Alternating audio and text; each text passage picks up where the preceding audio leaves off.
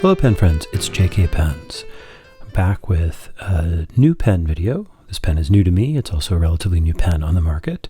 This is the Leonardo Officina Italia Messenger pen. This one is in the aqua finish.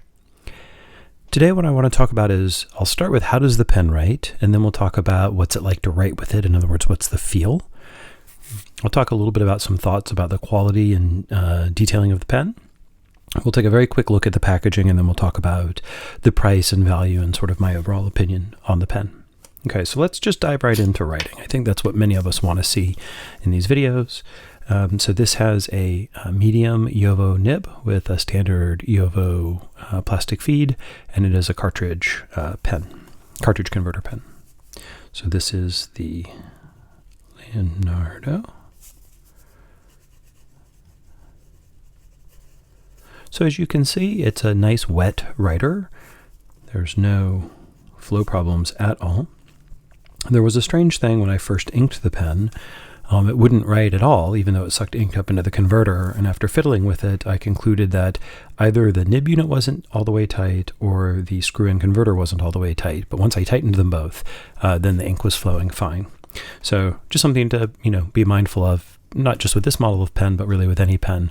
If you have trouble writing, it could just be that the parts aren't all sealed up tight. So that's the writing experience. Oh, by the way, this ink is Encre Classique Turquoise. It's a beautiful ink and a really nice match for this pen. In terms of fast writing, the quick brown. No flow issues at all. Really nice. In terms of the smoothness, as far as a JoWo number 6 nib goes, this is on the smoother side. It does feel like I bought a lot of pens that have these kinds of nibs. Sometimes you can tell when the pen maker has not done anything. They just probably grabbed the nib out of a box of them, and they're sometimes a little rough or not tuned. This one does actually feel like some attention was put to it, some degree of quality control or even tuning. So that's really nice. It's a very enjoyable writer. Barely a hint of feedback on this Rhodia paper. So that's the ink on the page part of the writing experience. Now what about the ergonomics of the pen itself? In terms of size, this is a fairly large pen. It's what I would call an oversized pen. So if you look at it, here it is next to a Pelikan M1000. So you can see it's quite beefy. In fact, if we want to compare it to some of the other Leonardo models, you can see that it's larger a bit than the Momento Zero. And here's the Momento Zero Grande, and you can see that it's not as beefy, but it's about as long as the Momento Zero Grande. Despite its size, the pen is not very heavy. It weighs about 25% less when unposted and uncapped than the Momento Zero Grande or that M1005. So these clock in at around 24 grams, and this one at around 18 grams when uncapped and unposted and inked. So it actually is a very, I would say, pleasurable pen to hold. It's long enough that it definitely doesn't need to be posted. Yeah, it does post. You could post it if you wanted to. It's a very, very long pen if you do that. It's a little back-weighted, but the cap's fairly light. So it's not unusable, but there's just no reason to. So I feel like this could be a really good long writing session pen. Another thing about this pen compared to the other Leonardos is it has a very traditional kind of section. There's a slight taper down and then a flare at the end, not unlike a Pelikan section, although it's a little longer, which is nice. And these threads, they're metal, but they're not sharp at all, so you could even hold it up here if you like to hold your pen up high. So yeah, I feel like the ergonomics of this pen, there's a slight step here, but you don't feel it really, and it's smooth. So I think the ergonomics of this pen are really good. Now, another interesting thing for me, at least, is the tactile feel of this pen is different than the acrylics used in the Momento Zeros and Furores. And it's really hard for me to explain, but somehow it feels softer to the touch. Not like your fingernail is going to dent it or anything, but it definitely has a little bit more give on the surface. And it's also ever so slightly grippier, which I like. This section doesn't feel slippery at all to me. So that part I really enjoy. I just got the pen. I haven't used it for any long writing sessions yet, but I just have a feeling it's going to be good for that. So what about the overall quality of the pen? Well, this material is really luscious, and if you can see, it's actually lots of layers, and then the pen has been turned from sort of a horizontal swath. You can see those layers in the cap.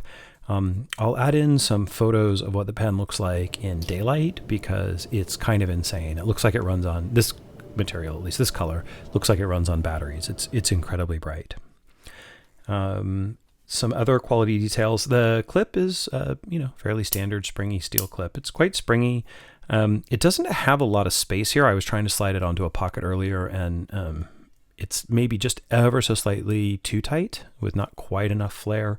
I really like the Pelican clips because they're snug, but then they have quite a bit of flare up at the end, so they catch on to pockets and so forth quite easily. But it's certainly serviceable. The clip is attached, you can see internally. It's not, there's not a separate threaded finial, which is kind of nice. And let's see, the cap band is quite basic, quite plain. It does have this really neat engraving of Leonardo da Vinci's signature and then the Officina Italia on the back. So I would say the pen, because of the translucent plastic, I would say comes off feeling less luxe than Momento Zero and most of the materials that the Momento Zero comes in. It does feel a little bit more informal, I guess is the word that I'm looking for, but it's really beautiful and it's nice to hold.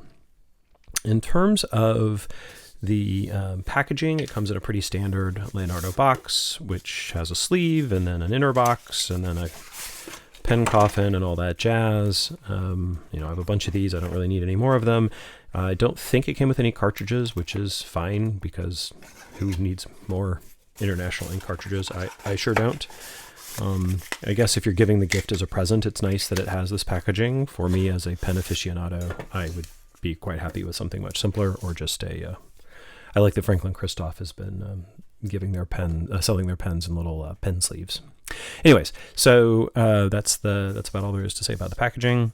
So what about the price and the value? So to give you some sense, I paid $164 for this, which I think is the going rate in the US for these while they're new. It is, I should mention, it is a limited edition, 366 of each color. I got number 63 of the aqua. For that same price range, 160s, you can get an entry-level Momento Zero in one of the more basic materials like the basic black. The Momento Zeros go up to, with steel nibs, go up to 200-ish. So it's certainly priced in the same realm as the other Leonardos. Whether you think this one is as nice as the Momento Zeros, I think is more a matter of, or is worth it, is a matter of taste. I have to say, like the generic Jowo number 6 nib, I mean, it is engraved with the Leonardo logo, and it was tuned nicely, as I mentioned. For me, that's a little bit of a letdown. I really liked the fact that Leonardo was using some different looking nibs.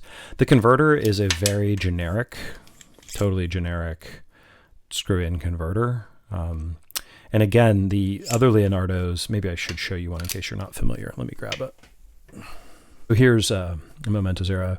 The nibs are kind of a more interesting looking. I don't know who made them. They're not Jowo nib units because you can see that the feed is different. Feed is a different shape. The converters are really nice on these, and maybe a converter is a buried detail, and this is overkill, and as a cost savings, they stopped using these. But that's just something to keep in mind, that it's if you own Leonardos, you may find this pen feeling a little less luxe than the Leonardos. The price compares favorably to turned acrylic pens from independent makers here in the United States, and has some details that you wouldn't typically get in this price point from independent makers. And it's clearly a turned pen. You can see where the cap and the body have been hollowed out here. So from that perspective, I think it's a decent value. So, is this a pen that you're going to want to get? I think if you want a pen that's a little less formal than the Momento Zero, if you want a pen that is very comfortable, particularly if you have, medium to large hands, but also lightweight, I think it's definitely worth checking out. I'm not like totally over the moon about this pen for the price. But I don't think it's a bad value either. So I hope you found this somewhat useful. If you have any questions about the pen, I am reading and responding to comments when I can.